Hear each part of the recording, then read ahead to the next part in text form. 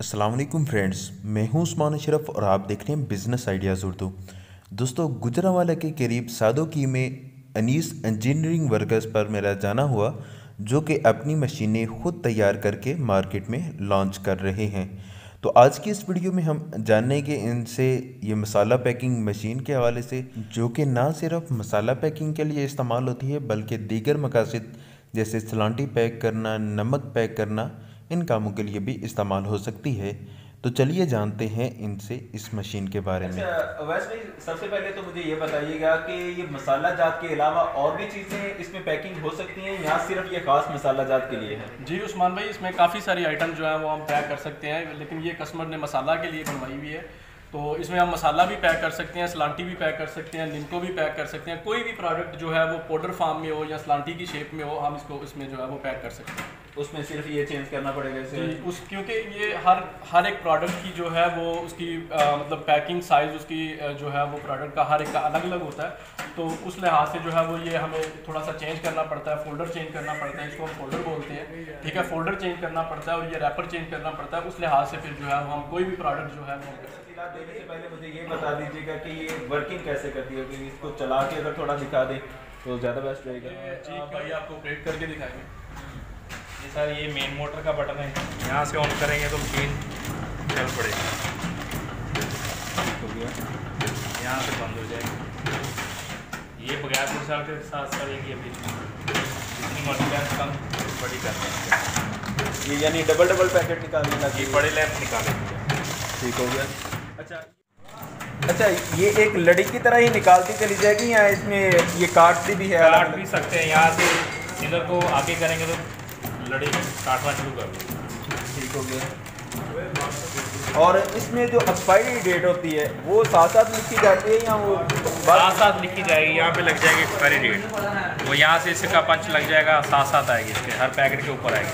वो मशीन अलग से यानी यहाँ पे मशीन अलग पे लगेगी। तो जी फ्रेंड्स, आप इसकी वर्किंग चेक कर रहे हैं, देखें कि कितने स्मूथ तरीके से ये चलती आ रही है। और आगे ये पेपर यहाँ से आगे फोल्ड हो जाता है और यहाँ पे जितनी आपने रखी हुई है उसकी फरमाइश के जितनी उसने करनी है पैकिंग, उस हिसाब से ये करती चली जाती है। अच्छा, ये बताइएगा यहाँ पे कोई कैमरा का भी सिस्टम होता है जिससे ये कैमरा लगा ऊपर इसमें?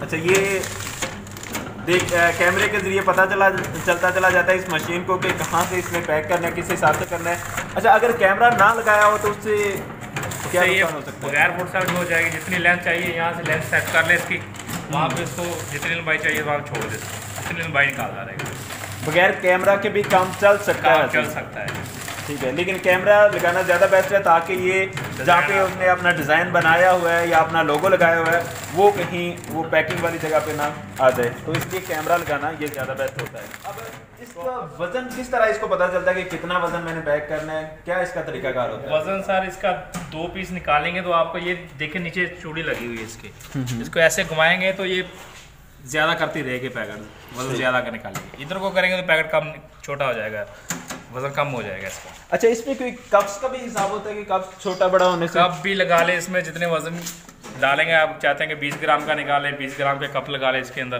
तो ये 20 ग्राम निकालना शुरू कर देगी।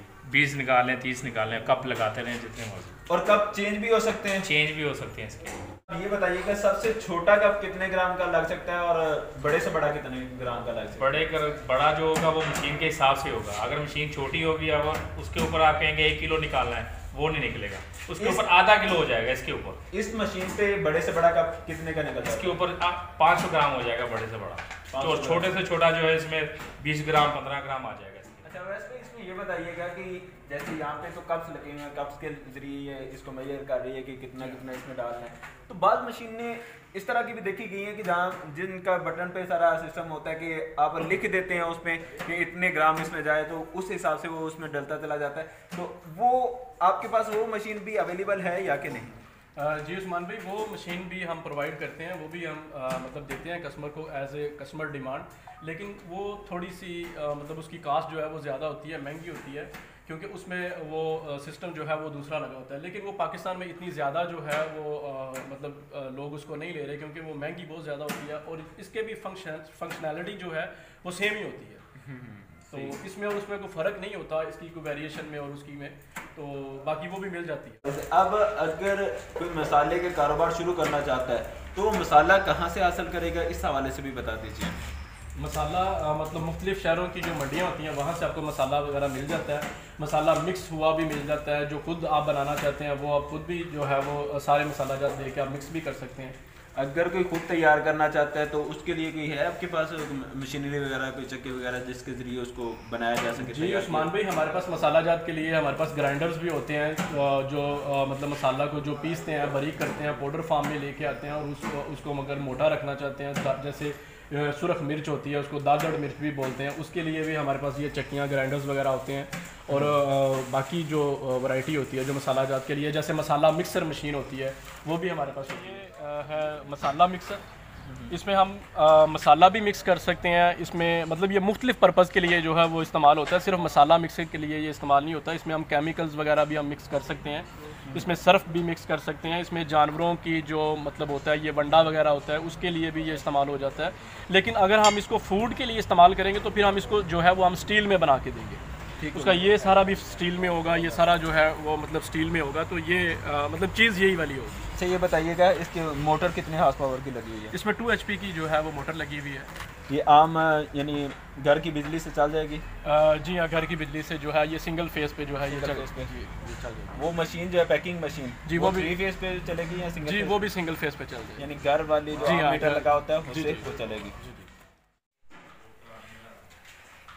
जी उस्मान भाई, ये है मतलब ये ग्राइंडर टाइप है, ये मसाला वगैरह में ये इस्तेमाल होती है। लेकिन आप जिस मतलब जो बिल्कुल पाउडर फार्म में जो लेके आती है वो ग्राइंडर, वो अभी हमारे पास अवेलेबल नहीं है। हम मतलब बनाते हैं, उसको सेल कर दिया हमने, तो क्योंकि अब ये कस्टमर जी ये सेम है, जी ये सेम है, ये भी बन रही है और ये भी बन रही है। लेकिन बात करने का मकसद ये है कि मसाला जात में ये चीज़ें इस्तेमाल होती हैं, इसी तरह की ग्राइंडर्स होती हैं, इस तरह की और भी होती हैं। एज पर कस्टमर डिमांड जो है वो हम जो है वो मैन्युफैक्चरिंग करते हैं। इसको मोटर कितने हार्स पावर की लगी है? इसको मोटर 2 HP की लगी हुई है, यानी घर की बिजली से जी ये भी जी चलेगी? जी चल सकती है।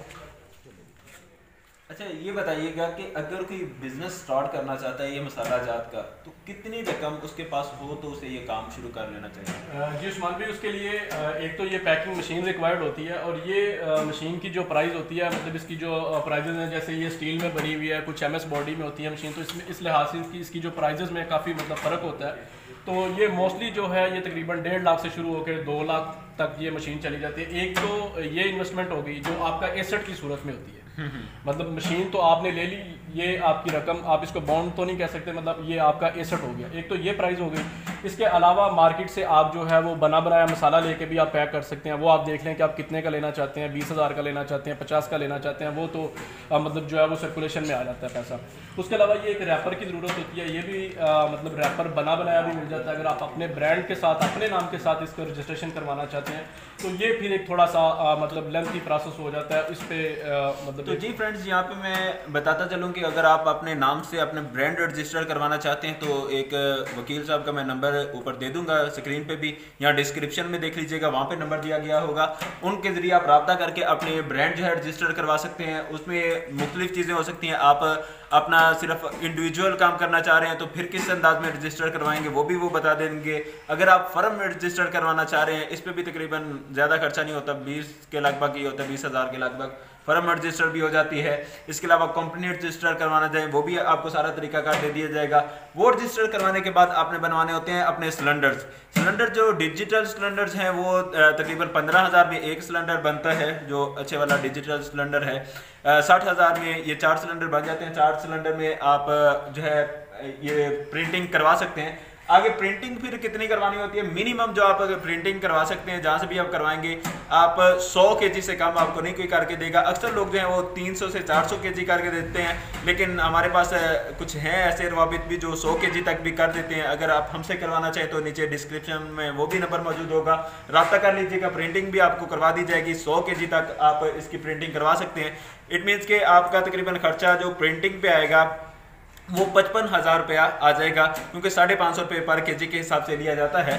तो 55,000 रुपये प्रिंटिंग का हो गया, और डिजिटल सिलेंडर जो बनने हैं वो तकरीबन 60,000 रुपये के बनेंगे। अगर आप दूसरे सिलेंडर बनवाते हैं वो 40,000 में भी बन जाएंगे, लेकिन मैं यही सजेस्ट करूंगा कि आप डिजिटल सिलेंडर जो बनवाएं। सकते हैं कि अगर कोई इतनी रकम लगा के शुरू तो कर लेता है, लेकिन रोजाना वो कितने जो है पैकेट्स तैयार कर लेगा और पैकेट से कितना प्रॉफिट हो सकता है, इसका कोई आइडिया है आपको? जी उस्मान भाई देखें, ये तो मतलब जो ये प्रोडक्ट मार्केट में लॉन्च करेगा ये तो उस पर डिपेंड करता है कि उसकी मार्केट की जो वर्थ है, उसकी जो स्ट्रेंथ है वो कितनी है, कि उसकी जो वर्किंग एफिशिएंसी है वो कितनी है। ये तो काम करने वाले पे डिपेंड करता है। लोग यहाँ से लाखों रुपया भी कमा रहे हैं, लोग मतलब फलाब भी हुए हैं, तो ये इस पर नहीं हम कुछ कह सकते, क्योंकि ये बंदे की अपनी जो है वो होती है कि वो। तो जी फ्रेंड्स, यहाँ पे प्रॉफिट भी हो सकता है, कितना हो सकता है ये तो वही बता सकता है जो प्रैक्टिकली कर रहा है। तो इंशाल्लाह मैं नेक्स्ट एपिसोड जो लेके आऊँगा, कोशिश करूँगा कि ऐसे बंदे तलाश किए जाएं जो ये काम कर रहे हैं, जिन्होंने ये मशीनें लगाई हुई हैं। उनसे अब सारी मालूमात लेंगे कि वो कितना रोजाना का माल तैयार कर रहे हैं इससे, और किस तरह वो मार्केट में उतार रहे हैं और उससे कितना प्रॉफिट ले रहे हैं, ये सारा हम उस वीडियो में जानेंगे। तो उम्मीद है कि आज की ये वीडियो आपको बहुत पसंद आई होगी। अगर वीडियो पसंद आए तो इसे लाइक शेयर कमेंट जरूर करना है और चैनल को सब्सक्राइब करना है, और इनसे राब्ता भी कर लेना मशीन हासिल करने के लिए। एड्रेस बता दीजिए। जी ये गुजरांवाला का एरिया है सादों की, तो डिस्क्रिप्शन में भाई ने नंबर दिया होगा, आप नंबर पर रब्ता करके हमसे रब्ता कर सकते हैं मज़ीद मालूमात के लिए। जज़ाकल्लाह, अस्सलाम वालेकुम।